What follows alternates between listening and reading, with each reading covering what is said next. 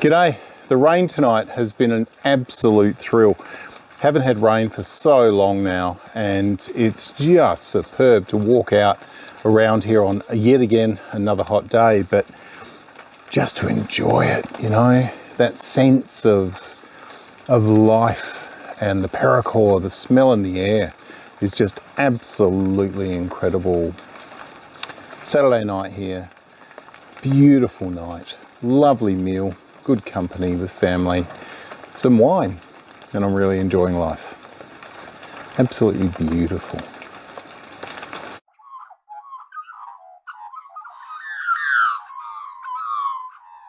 G'day, welcome back to the patch today. It's the rain yesterday has just refreshed everything. It's absolutely beautiful. It's humid though, I'll give you that. Gee, talk about sweat. But anyway, I thought I'd show you how I was going with my pineapples to get started with. These are the first two pineapples that we planted. And there's a bit of drying on the tips of this one, but it hasn't been too bad. This one going really, really well. So basically happy with the pair of them. This was the actual head that I planted in the recent video that I did about planting a pineapple top and how you can grow more pineapples. So that's taken really, really well. It's a bit dull today, but have a look at the green in that crown. Really pleased with that. So yeah, ticking along nicely. This is the latest edition we got. This is from a pretty far gone top that was on a pineapple that our friend Beck brought over when she came over shared a meal with us the other day. So basically I'm giving it a go. Still got some green in there. I like the colour in the middle. It's starting to transition. A bit hard to see, but really happy with that.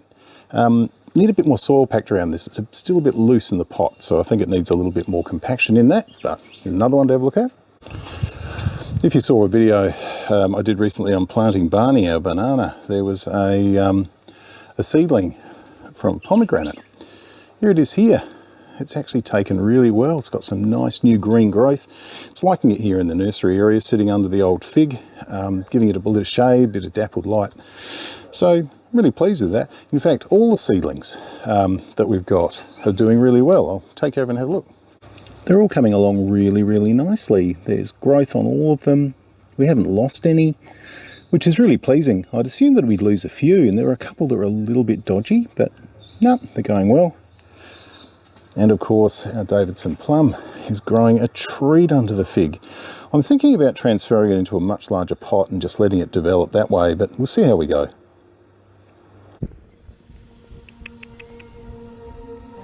Hey.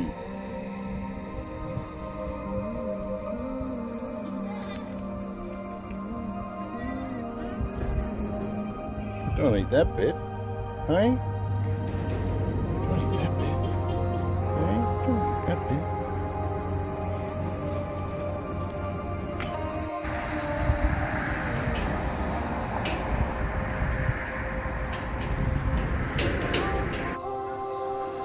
So here's part of the load that I picked up. So we've got a good couple of, well, probably a few cubic meters of it all up, apart from what we've already taken through. So this stuff is really going to work well in the garden. The real gem that I actually got out of this trip though was down here. I'll show you.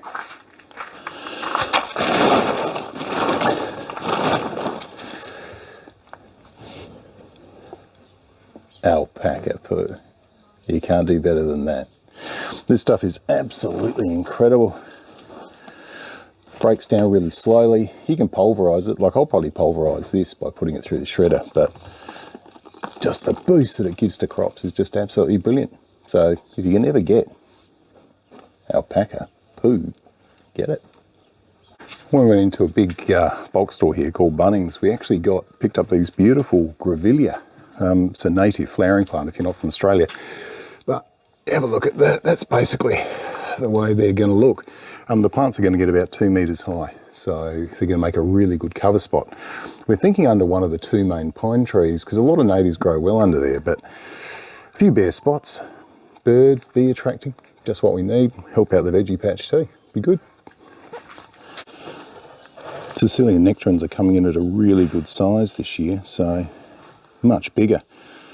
All that rain that we had in winter's really paid off. This is the bed that I set up as a little polyculture bed, and everything has gone really well. It was actually a mix that had a lot of garden refuse and a lot of goat stall manure in here.